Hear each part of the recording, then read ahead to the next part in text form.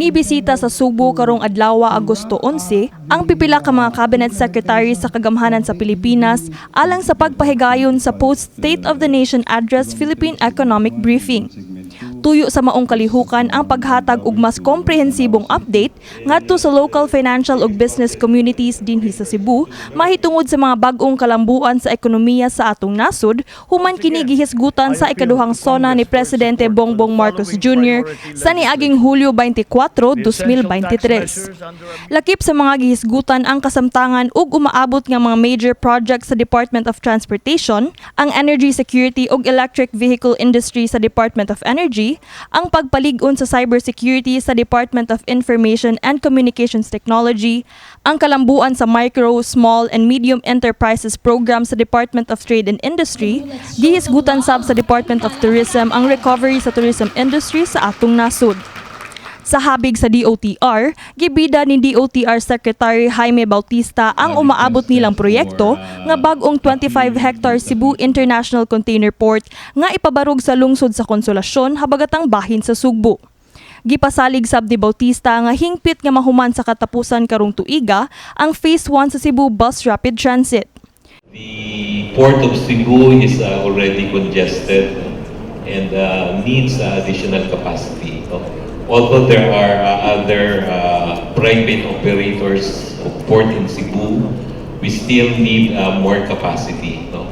So this project will cost government around 9.2 billion pesos, and we're working with the Korean government to support this project. Ang Department of Energy mituki sab sa ilang Lifeline Rate Program kung asa ang tanang benepisyaryo sa 4-piece ug low-income households nga gakonsumo og ubos pa sa 100 kWh nga kuryente makatagamtam og discount rate. Giawhag ni DOE Secretary 𝗱𝗂𝗴𝘂𝗀 ang tanang lakip sa 4-piece nga magparehistro aron makabenepisyo niining Electricity Lifeline Program kutob sa katapusan sa Agosto.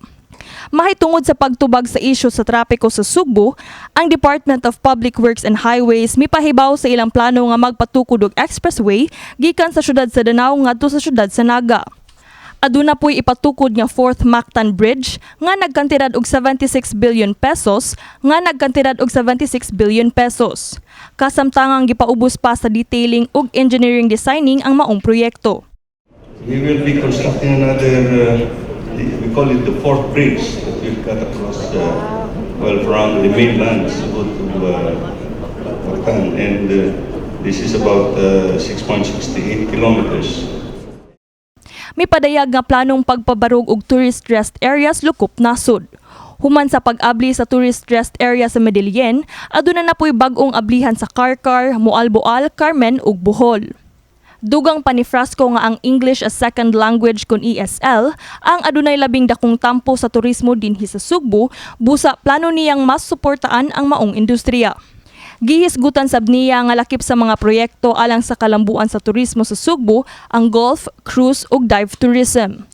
We also anticipate the massive growth of cruise tourism in this part of the country, especially as very high demand from international cruise providers has been expressed. In fact, they're ready to start. We're also holding the very first tourism dive dialogue in Cebu. Kini si Queenie Joligon alang sa MyTV Cebu.